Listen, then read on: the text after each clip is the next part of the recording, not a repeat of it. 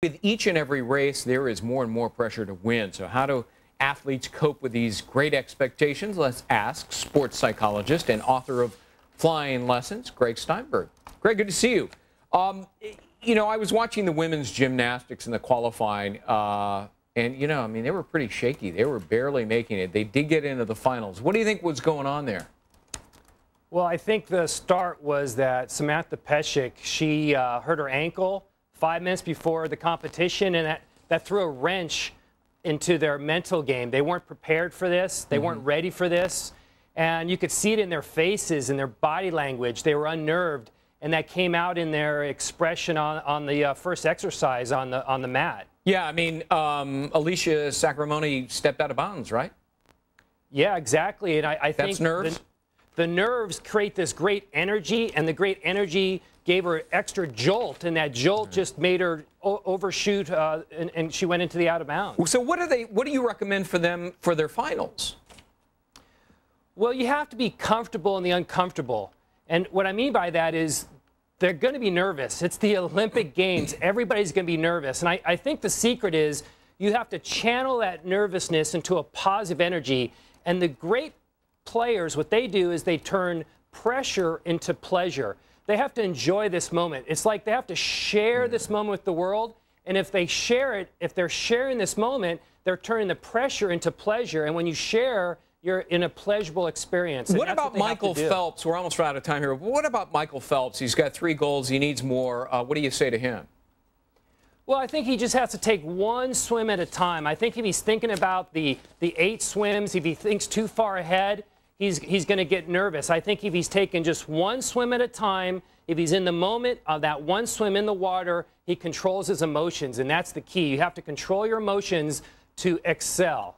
Yeah, Mark Spitz, real fast, you know, 72 Olympics. He's bemoaning the fact he wasn't invited. They haven't put his face on television. I could have won 8 if they had the 50-meter freestyle back then. What's going on with that guy?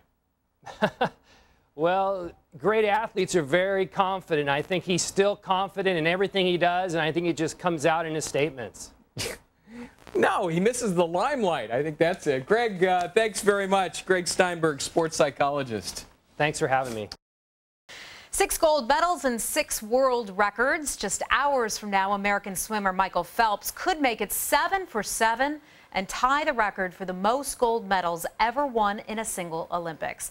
Phelps has accomplished this with his incredible physical strength, but there's much more to being a champion than just muscle. How does the Olympian keep his mental game on point?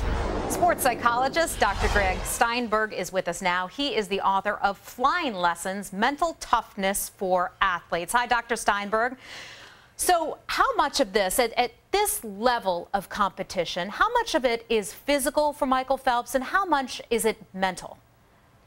Well, Heather, he's such a phenom. It's amazing. I mean, he's got great physical skills, but it's also his mental game that brings him to the top. And we don't appreciate the mental game because we only see the physical skills. But clearly, Michael's mental game is head and shoulders above the rest. Okay, so what does he have to do to get in that mental, that right state of mind to win like this?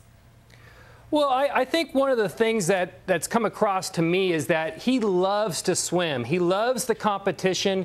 He loves the challenge, and he feels so comfortable in the pool. I think his second nature is swimming, and I think one of the aspects about his mental game is he's just so passionate about swimming, he just excels at that. Okay, is it harder now that he has 2 left? Well, I think the pressure definitely has mounted. I think as each swim, the pressure has gained and gained and gained. But I think he's kind of come over that hump now, and I think he's just really enjoying these last 2 swims. You can see how happy he is to be at the Olympics. Okay. I think the pressure is minimized. But not everybody takes pressure and turns it into something that can make them succeed. How do you go about turning a really tough spot that you're in into something that can make you really just go for it and win? Well, everybody feels pressure. I think Michael Phelps feels pressure. Tiger Woods feels pressure. But what they can do is channel that pressure into a positive energy, and that's the secret. They channel it by doing things like enjoying the competition. Another example is they love to share their talent with the world and the audience, and when you share something, you're in a pleasurable state. Okay, so I guess the message in this for all of us is if we're nervous about something, take that negative, maybe nervousness, and turn it into something positive, and you'll be more successful. Exactly, but also enjoy what you're doing. Okay, Dr. Greg Steinberg, thanks a lot for joining us. Any golfer will tell you that the grand game is a mental one, and Greg Steinberg is a PhD and associate professor of sports psychology at Austin Peay University. Go Governors, and he's the author of Mental Rules of Golf, and joins us now in the studio. Welcome to Headline News. Thank you for having me on the show. Oh, hey, we love having you here. You did exhaustive research for this book, and one of the topics in your book, very interesting, talks about Annika's 54 vision. Tell us about that. Well, that means that Annika believes every hole is birdieable. Okay. And if you birdie every hole, that's 18 under on a par 72, that'd be 54, right? The score 54. Well, if every hole is birdieable, that means when she's 6 or 7 under par, she's comfortable and she's in her comfort zone. And the problem is a lot of people, when they're under par, like 8, 9 under, they get out of their comfort zone and they get nervous. They have a couple blow-up holes and they ruin their score. But Annika can go low because she believes every hole's birdieable, and that's probably one of the main reasons why she's the only woman on the LPGA to shoot 59. What makes Sorenstam the woman to do this as opposed to somebody else? I guess because of this attitude, right?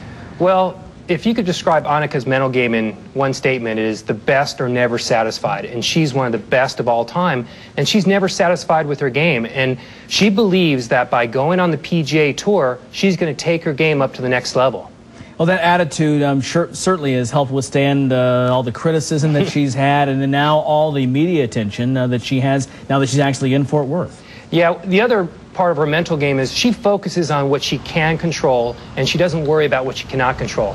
She can't worry about what the media says about her, what the other players on the PGA are saying about her. She can only focus on her own game, and when she does that, it lessens the pressure.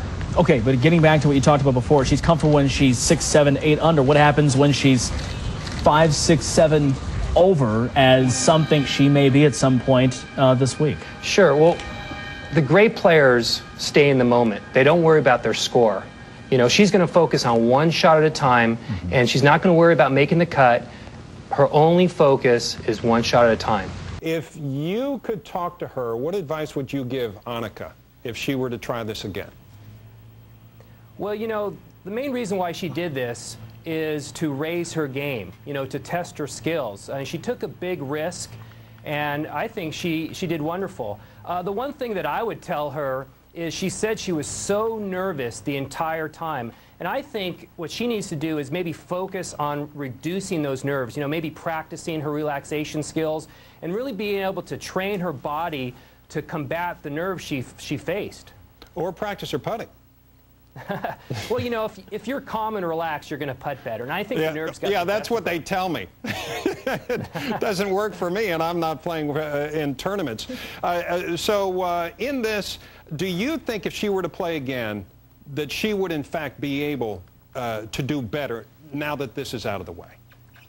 Oh, yeah. You know, on Thursday it showed she beat 27 of the greatest golfers in the world. She beat Sergio Garcia. She beat Tom Lehman, Appleby, Tom Lehman, British Open champ. And it showed that on any given day, she can compete with the men. So I think if she plays again, her nerves will subside, and I think she'll actually make the cut. All right. Well, hopefully we'll see. We don't know exactly what she's going to do. She says she's had enough, and we'll see how it plays out. Dr. Greg Steinberg, thank you.